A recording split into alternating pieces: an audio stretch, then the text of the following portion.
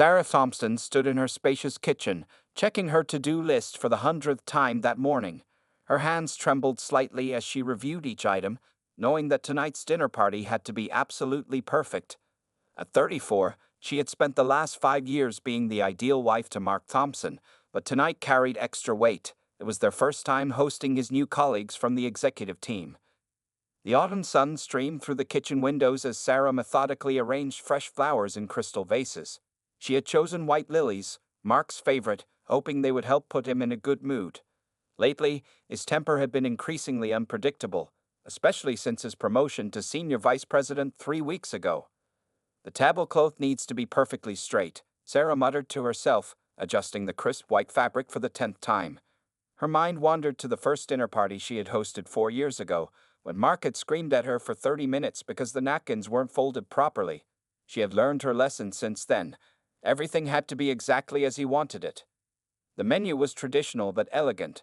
Butternut squash soup to start, followed by herb-crusted rack of lamb with roasted vegetables, and a dark chocolate mousse for dessert. Sarah had practiced each dish multiple times over the past week, making sure she could execute them flawlessly. The ingredients had been carefully selected from the expensive organic market across town. Mark insisted on only the best for his colleagues. As she checked the time, 2:30 p.m., Sarah's anxiety began to rise. The guests would arrive at 7 o'clock p.m. sharp, and there was still so much to do. She had already cleaned the house twice, but she knew Mark would inspect every corner before the guests arrived. Her fingers unconsciously touched the fading bruise on her arm, hidden beneath her long-sleeved blouse, a reminder of what happened when things weren't perfect. The guest list included 8 people: Mark's boss Patricia Wilson and her husband, 2 senior executives with their wives, and a promising young manager and his wife whom Mark was mentoring. Sarah had researched each couple thoroughly, making notes about their food preferences and allergies. She even knew which wines they preferred, having carefully selected bottles that would impress them. The dining room was her current masterpiece. The antique mahogany table, a wedding gift from Mark's parents, gleamed under the crystal chandelier. She had polished the silver cutlery until she could see her reflection in each piece. The bone china plates, reserved for special occasions, were arranged with mathematical precision. Everything spoke of wealth, taste, and careful attention to detail, exactly the image Mark wanted to project. Sarah's phone buzzed, making her jump. It was a text from Mark. "Don't screw this up. Everything better be perfect when I get home. I'll be there at 6 to inspect." Her hands shook as she replied with a simple "Yes, dear. Everything will be ready." She took a deep breath, trying to calm her racing heart. This dinner party meant everything to Mark. His recent promotion had made him even more conscious of appearances, and he had made it clear that his success depended partly on how well they could entertain his colleagues. Moving to the guest bathroom, Sarah arranged scented hand towels and checked that the expensive hand soap was full. She remembered Mark's words from this morning. "These people can make or break my career. One mistake from you, and you'll regret it." The threat in his voice had been clear, even over the phone. As she worked, Sarah caught glimpses of herself in various mirrors throughout the house. She looked elegant in her navy blue dress, her blonde hair neatly styled, and her makeup carefully applied to cover any signs of stress or fatigue. On the surface, she was the perfect corporate wife, sophisticated, accommodating, and gracious. Nobody would guess that beneath this polished exterior was a woman who lived in constant fear of her husband's next outburst. The grandfather clock in the hallway chimed 3 times, snapping Sarah back to her tasks. 4 hours remained until Mark would return home for his inspection, and 3 hours after that until the guests would arrive. She straightened her shoulders and returned to the kitchen. Everything had to be perfect. There was no room for error, not tonight. What Sarah didn't know was that this dinner party would change her life forever, but not in the way she expected. The afternoon crept forward as Sarah methodically checked every detail of her preparation. At 5:30 p.m., she stood in the center of her immaculate kitchen, mentally reviewing her timeline. The soup was simmering perfectly, the lamb was ready to go into the oven at exactly the right moment, and the chocolate mousse was setting in crystal dessert bowls in the refrigerator. The sound of a car door slamming made her heart skip a beat. Mark was home early. Sarah quickly smoothed her dress and took a deep breath, preparing herself for his inspection. The front door opened with more force than necessary, and Mark's heavy footsteps echoed through the house. "Sarah." His voice boomed from the entryway. "Where are you?" "In the kitchen, dear," she called back, keeping her voice steady despite her rising anxiety. Mark Thompson strode into the kitchen, still in his expensive charcoal gray suit. At 38, he cut an imposing figure, tall, well-built, with dark hair graying slightly at the temples. His face was handsome, but tight with stress, his eyes already scanning the room for imperfections. "The house better be perfect," he muttered, running a finger along the countertop. "Patricia Wilson is bringing her husband tonight. He's on the board of directors at 3 different companies. Do you understand how important this is?" Sarah nodded quickly. "Yes, Mark. Everything is ready for your inspection. Would you like to start with the dining room?" Mark brushed past her, his cologne filling the air. She followed him at a careful distance as he moved through the house like a military inspector. He checked everything: the alignment of the chairs, the spacing between place settings, even the temperature of the wine chillers. "The flower arrangement is too tall," he snapped, reaching for the centerpiece. "Nobody will be able to see across the table. How stupid can you be?" He roughly pulled out several stems, destroying the careful arrangement Sarah had spent an hour perfecting. Sarah felt tears threatening, but held them back. "I'm sorry, Mark. I'll fix it right away. And these water spots on the wine glasses, are you trying to embarrass me?" His voice rose as he held a glass up to the light. "Clean them again. All of them, now." With trembling hands, Sarah gathered the glasses, careful not to make any noise that might further agitate him. She was polishing them in the kitchen when Mark stormed in, waving a napkin. "What kind of fold is this supposed to be? It looks like a child did it. Redo all of them. You have 30 minutes before I need to shower and change." For the next half hour, Sarah worked frantically to meet Mark's demands. She refolded every napkin, rearranged the flowers, and triple-checked each place setting. Her perfectly timed dinner schedule was now in chaos, but she didn't dare mention it. At 6:45, Mark returned downstairs in a fresh suit, his hair perfectly styled. He did one final inspection, pointing out 3 more problems that Sarah quickly fixed. Just as she finished adjusting the last detail, the doorbell rang. "Remember?" Mark hissed, grabbing her arm hard enough to leave marks. "One mistake tonight, and you'll wish you'd never been born. Now smile and act like the perfect wife I know you can be." Sarah plastered on her best hostess smile as Mark went to answer the door. She could hear Patricia Wilson's warm greeting and her husband's deep laugh. More footsteps and voices followed as other guests arrived. In the kitchen, Sarah quickly checked her reflection in the small mirror she kept by the sink. Her makeup was still perfect, hiding the dark circles under her eyes from nights of anxious planning. She straightened her spine, adjusted her smile, and picked up the tray of champagne flutes she had prepared. As she walked toward the living room where the guests were gathering, Sarah couldn't shake the feeling that something was different about tonight. Maybe it was the way Mark seemed even more on edge than usual, or perhaps it was the unusual mix of guests. Whatever it was, she had no idea that in just a few hours, her carefully constructed world would shatter in front of everyone. The evening was about to become one that none of the guests would ever forget, and for Sarah, it would be the night that changed everything. The dinner party began smoothly, with the guests settling into their assigned seats around the elegant dining table.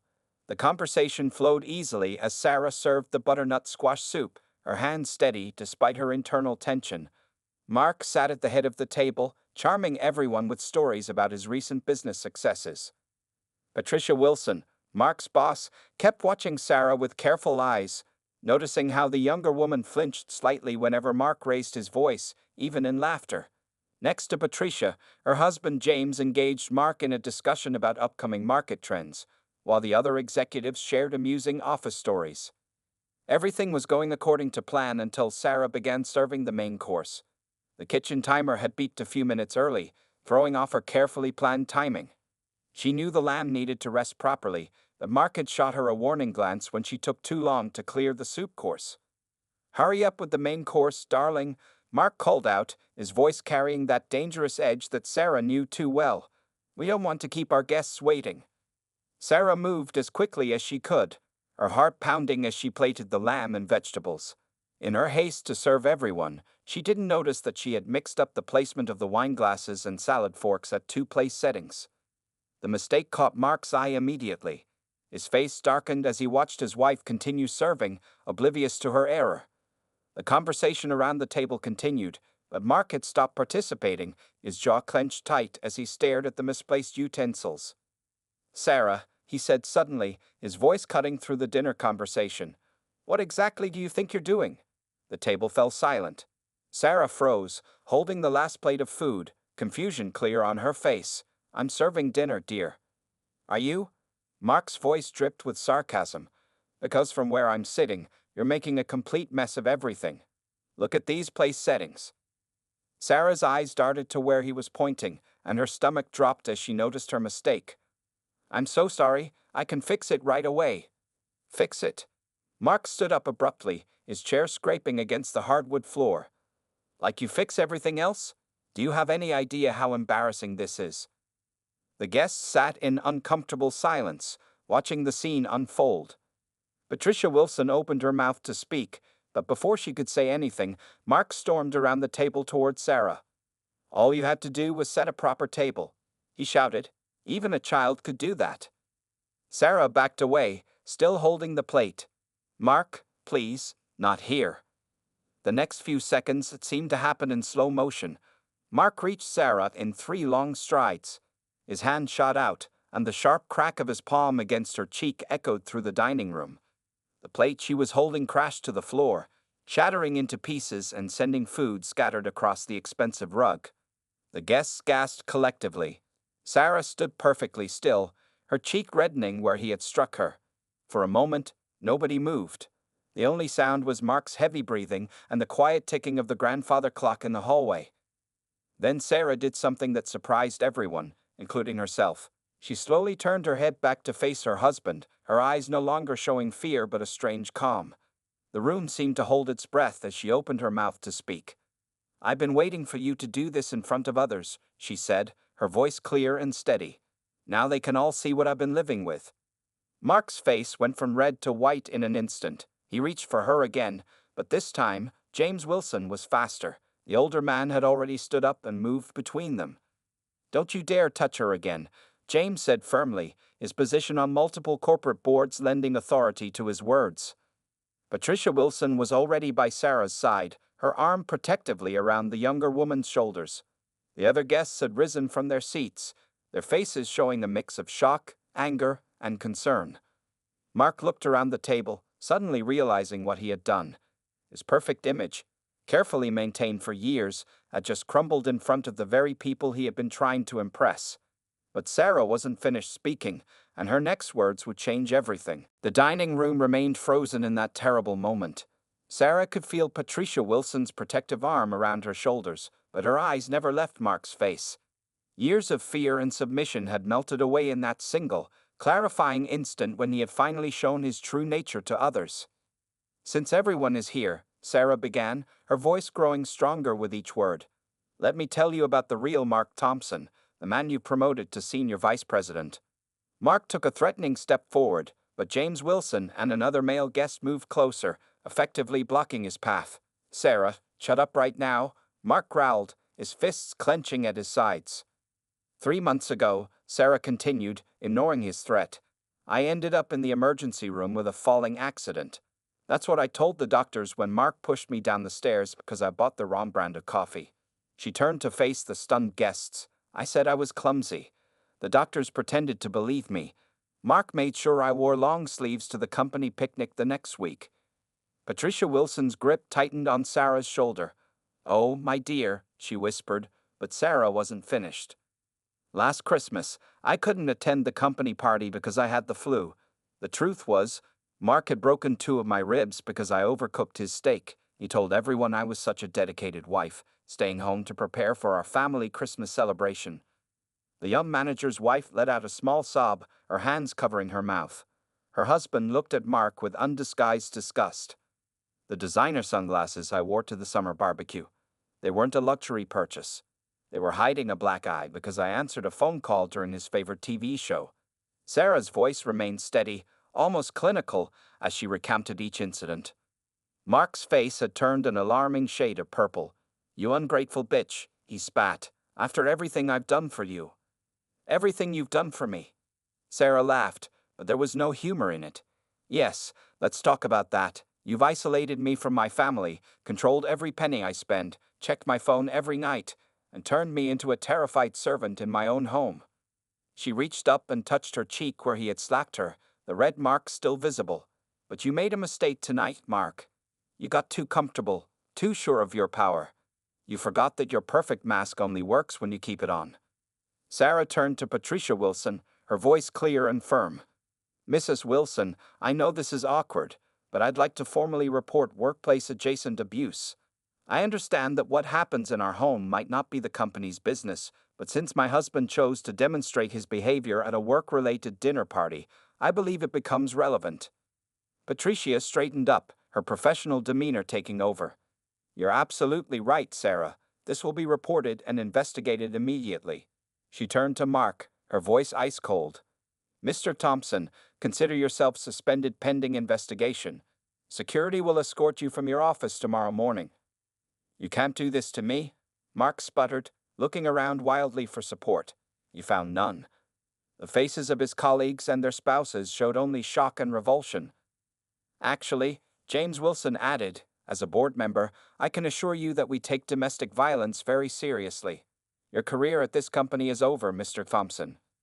Sarah felt a strange lightness in her chest, as if a massive weight had been lifted. She looked directly at her husband, seeing him clearly for the first time in years. I want a divorce, Mark. Tonight was the last time you'll ever hurt me. The room fell silent again, but this time it was different. The air felt charged with possibility rather than fear. Sarah stood tall, surrounded by people who had witnessed her truth and believed her. She had no idea what would happen next, but she knew one thing for certain. She was finally free. The shock on Mark's face slowly transformed into desperate rage as he realized his carefully constructed world was crumbling around him. But before he could react, before he could try one last time to regain control, the dinner party was about to take another unexpected turn. The tension in the dining room reached a breaking point as Mark's face contorted with fury. His hands clenched and unclenched at his sides while he stared at Sarah with pure hatred. The crystal glasses on the table rattled as his fist came down hard on the mahogany surface. I'm calling the police, announced Jennifer, the young manager's wife, already pulling out her phone. Her hands shook slightly, but her voice was firm. This isn't right, and we're all witnesses. Mark lunged forward suddenly, his control finally snapping. You're not calling anyone, he shouted, but before he could reach Jennifer, both James Wilson and Michael Chen, another executive, grabbed his arms and forced him back. Don't make this worse for yourself, Thompson, James warned, his grip tightening as Mark struggled. There are 7 witnesses in this room. Think carefully about your next move. Patricia Wilson had already pulled out her own phone. I'm calling your sister, Sarah. Emma, isn't it? You mentioned her earlier. You shouldn't be alone tonight. Sarah nodded, feeling oddly detached as she watched the scene unfold. The perfect dinner party she had planned for weeks had transformed into something that looked more like a crime scene. Broken china still lay scattered across the floor, the expensive lamb dish ruined and forgotten. The sound of sirens in the distance grew steadily louder. Jennifer had succeeded in calling 911, and the police were responding quickly to the upscale neighborhood. Mark's struggles became more desperate as he realized what was happening. Sarah, he pleaded, suddenly changing tactics, his voice becoming soft and manipulative. Baby, you know I love you. I've just been under so much stress lately. We can work this out. Don't do this to us. Sarah felt her stomach turn at the familiar pattern, violence, then sweet talks and promises. How many times had she fallen for this before? But now, with witnesses surrounding her, his manipulation seemed transparent and pathetic. The only thing you love is control, Mark, she replied calmly. And you just lost it. Red and blue lights began flashing through the dining room windows. 2 police cars pulled up outside, and within moments, officers were at the door. Patricia Wilson went to let them in, explaining the situation with professional efficiency.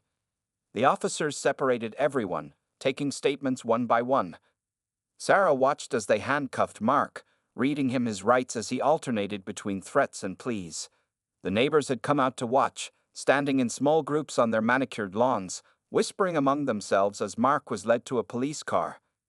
Mrs. Thompson, one of the female officers, said gently, "Would you like to press charges?" Sarah took a deep breath. "Yes," she said firmly. "Yes, I would." Emma, Sarah's sister, arrived just as the police were finishing their initial investigation. She rushed in, tears streaming down her face, and pulled Sarah into a tight embrace. "I've been worried about you for so long," she whispered. "I knew something was wrong, but you kept pushing me away." "He made me," Sarah replied, her voice breaking for the first time that evening. "He said he'd hurt you if I told anyone." The dinner guests gathered their belongings quietly, each stopping to give Sarah their contact information and promises to testify if needed. Patricia Wilson was the last to leave.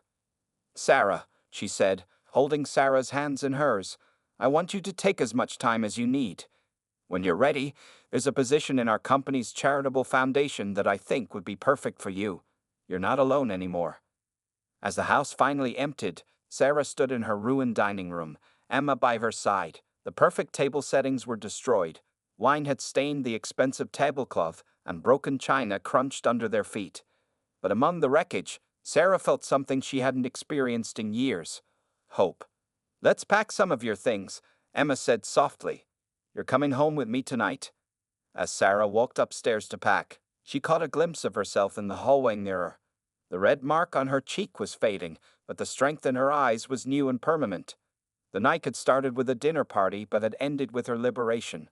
Tomorrow would bring police statements, lawyer consultations, and countless decisions, but for now, she was simply grateful to be free. The morning after the disastrous dinner party, Sarah sat at her sister Emma's kitchen table, clutching a cup of coffee that she could finally make exactly how she liked it.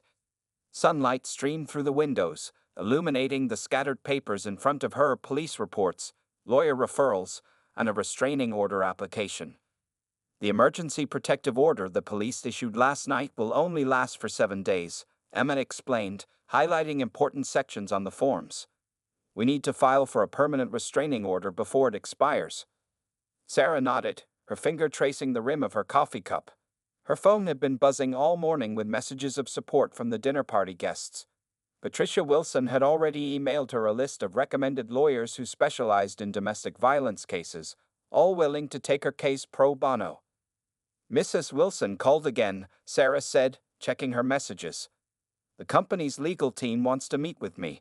They're building a case against Mark for workplace misconduct since he assaulted me during a company function." Emma reached across the table and squeezed her sister's hand. "You know what amazes me? Your voice hasn't trembled once since last night. It's like watching you become yourself again." A knock at the door made Sarah tense momentarily, but it was only the police detective assigned to her case. Detective Lisa Martinez entered, carrying a thick folder and wearing a compassionate expression. "Mrs. Thompson," she said, settling into a chair, "we finished processing the scene at your house. The photos of the dining room and your injuries have been documented. We also found something interesting while executing our search warrant." The detective opened her folder and pulled out several photographs. "We discovered a hidden safe in Mark's home office. Inside, we found multiple falsified company documents and evidence of financial fraud. The company has been notified." Sarah stared at the photos, remembering how Mark would lock himself in his office for hours, claiming he was working on confidential projects. All those nights when she'd heard him shredding papers suddenly made sense. "Patricia Wilson is already here in town," Detective Martinez continued. "She'd like to meet with you when you're ready. The company is pursuing criminal charges against Mark independently of your case." As if on cue, Sarah's phone buzzed with another message from Patricia. The company was offering her temporary accommodation in a secure building, complete with 24-hour security. They wanted to ensure her safety while both cases proceeded. "Take it," Emma urged. "My apartment isn't secure enough if Mark makes bail. You saw how he was last night. He's dangerous when he feels like he's losing control." Sarah thought about Mark's face when she'd finally spoken up. The way his mask of sophistication had crumbled to reveal the monster beneath. She knew Emma was right. He wouldn't give up his control easily. "There's something else," Detective Martinez added, pulling out another document. "We found your personal documents in the safe, your passport, birth certificate, even your college diplomas. We believe he was keeping them to prevent you from leaving. Would you like them back?" Sarah reached for the papers with trembling hands. These were pieces of herself that Mark had stolen over the years, each document disappearing mysteriously until she'd become completely dependent on him. The detective smiled encouragingly. "The district attorney wants to meet with you this afternoon. With the physical evidence, multiple witnesses, and now the financial crimes, Mark Thompson is facing serious prison time." As they discussed the next steps, Sarah's phone lit up with a text from Jennifer, the young manager's wife from the dinner party. She had started a support group for domestic violence survivors at her church and wanted Sarah to know she was welcome. For the first time, Sarah felt tears rolling down her cheeks, not tears of fear or pain, but of relief and gratitude. She had spent so long believing she was alone, trapped in Mark's carefully constructed prison of isolation and fear. Now, suddenly, she had an entire network of support. "I want to do this right," Sarah said, straightening her shoulders. "I want to make sure he never hurts anyone else again." Emma hugged her sister tightly. "You already have. By speaking up last night, you showed everyone exactly who he is. He can't hide anymore." Looking at the scattered papers, evidence of her past trauma and her future freedom, Sarah felt something she hadn't experienced in years. She felt powerful. The road ahead would be challenging, but she was ready to face it. Mark had tried to break her spirit, but instead, he had only proven how strong she truly was. 1 week after the dinner party incident, the corporate headquarters of Thompson's company buzzed with unprecedented activity. The board of directors had convened an emergency meeting that morning, their faces grave as they reviewed the mounting evidence against Mark Thompson. Patricia Wilson stood at the head of the boardroom table, presenting a comprehensive report of their internal investigation. The projector displayed damning evidence: falsified financial records, unauthorized account transfers, covered systematic fraud dating back 3 years. He's been manipulating project budgets to create secret funds. James Wilson, sitting among the other board members, shook his head in disgust. And to think we were about to put him in charge of the Asia-Pacific division. The damage he could have done. In another part of the building, the HR department was dealing with an influx of reports. Since Sarah's revelation at the dinner party, 5 other employees had come forward with stories about Mark's bullying and intimidation at work. 2 former assistants reported being threatened into silence about his misconduct. The company's legal team worked overtime, preparing documents for both criminal prosecution and civil action. The evidence they gathered painted a picture of a man who had built his career on fear, manipulation, and fraud. "The police have frozen all of Thompson's accounts," announced Robert Chen, the company's chief legal counsel, entering the boardroom. "They found multiple offshore accounts we knew nothing about. The SEC is now involved." Patricia nodded grimly. "What about Sarah's situation? Are we providing all the support we promised?" "Yes," Robert confirmed. "She's safely settled in the company's executive apartment complex. Security is monitoring all access points, and we've hired a private security firm to ensure her protection during the legal proceedings." The discussion turned to damage control. News of the incident had leaked to several business publications, and the company's PR team was working around the clock to manage the situation. However, something unexpected was happening. Instead of damaging the company's reputation, their swift and decisive response was being praised. "We've received messages from domestic violence organizations commending our zero-tolerance approach," explained Jessica Martinez, the head of public relations. "Several major clients have actually reached out to express their support for how we're handling this." In the afternoon, Patricia called another meeting, this time with the department heads. "We need to implement better protective measures," she declared. "I want mandatory training on recognizing and reporting workplace harassment. We can't let another Mark Thompson rise through our ranks." The company's response became a case study in corporate responsibility. They didn't just fire Mark. They were actively working to dismantle the system that had allowed his behavior to go unchecked for so long. Meanwhile, in a small office down the hall, Sarah sat with the company's victim advocate, providing additional testimony. Her story was helping to uncover years of corporate malfeasance that went far beyond her personal tragedy. "Your courage has opened a lot of eyes," the advocate told her. "The company is completely restructuring its reporting systems because of what you revealed." Sarah managed a small smile. I just hope it helps prevent this from happening to someone else. By the end of the week, the company had terminated Mark Thompson's employment and stripped him of all benefits, frozen his corporate accounts and pension, provided evidence to prosecutors for criminal charges, implemented new workplace safety protocols, established a confidential reporting system for employees, created a fund to support domestic violence survivors, partnered with local advocacy groups for employee training.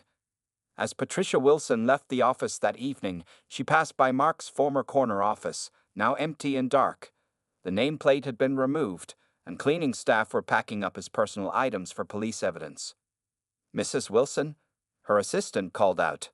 "The press is requesting a statement about the company's next steps." Patricia paused, considering her words carefully.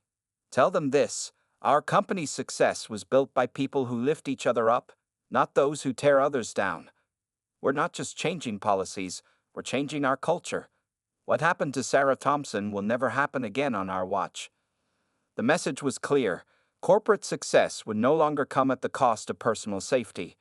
Mark Thompson's reign of terror had ended, but its aftermath was sparking a revolution in corporate accountability that would ripple through the entire industry. 6 months after the dinner party that changed everything, Sarah stood at a podium in the community center's main hall.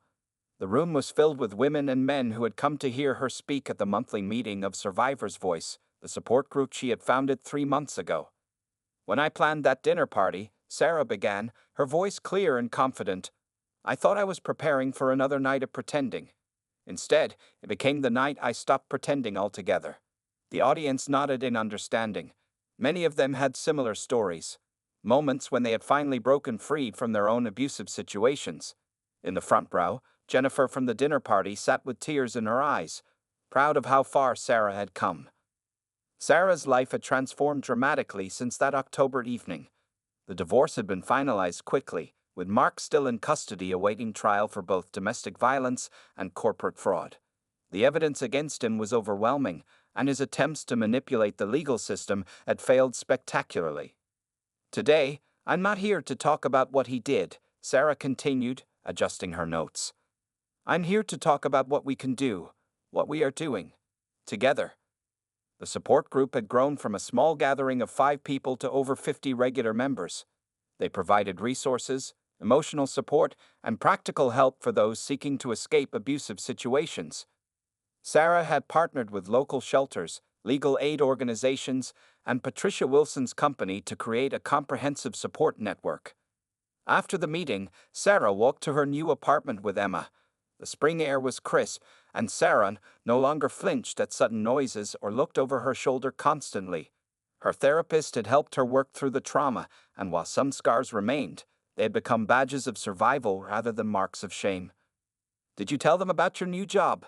Emma asked, linking arms with her sister. Sarah smiled. "Starting next week." Patricia kept her promise about the position at the charitable foundation. "I'll be managing their domestic violence prevention program." The foundation had created the role specifically for Sarah, recognizing that her experience and newfound strength made her uniquely qualified to help others.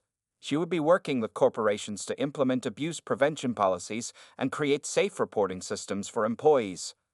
Back at her apartment, Sarah checked her email. There was a message from Detective Martinez updating her on Mark's case. The prosecution had offered him a plea deal, but he had refused, still believing he could somehow regain control of the situation. His trial was scheduled for next month. Another email was from a national women's magazine wanting to feature her story. Sarah had already done several interviews, each one helping to break the silence surrounding domestic violence in professional settings. Her story had inspired other corporate wives to come forward, creating a ripple effect throughout the business community. Sarah made herself a cup of tea, peppermint, her favorite, which Mark had never allowed in the house. Her new home was smaller than the house she had shared with Mark, but it was filled with colors and items she had chosen herself. Photos of family and friends covered the walls, relationships she was gradually rebuilding. Her phone buzzed with a text from Patricia Wilson. "Board approved the new safety initiatives today. Your input made it happen. Dinner soon to celebrate?" Sarah smiled as she replied. She no longer feared dinner parties. Instead, she hosted regular gatherings for her support group members, filling her home with laughter and honest conversation. That evening, as she prepared for bed, Sarah caught her reflection in the mirror. The fearful, submissive woman from 6 months ago was gone. In her place stood someone stronger, someone who had not only survived but was helping others survive too. On her bedside table lay a journal where she kept track of her progress. Today's entry read: spoke to 50 people, helped 3 women find shelter, started planning the Foundation's first workshop, living, not just surviving. As she drifted off to sleep, Sarah thought about all the women still trapped in situations like hers had been. But now she was in a position to help them, to show them that freedom was possible, that help was available, that they weren't alone. The dinner party that had seemed like an ending had actually been a beginning, not just for Sarah, but for all the lives she would touch through her work. Her new life wasn't perfect, but it was authentically hers, and that made all the difference.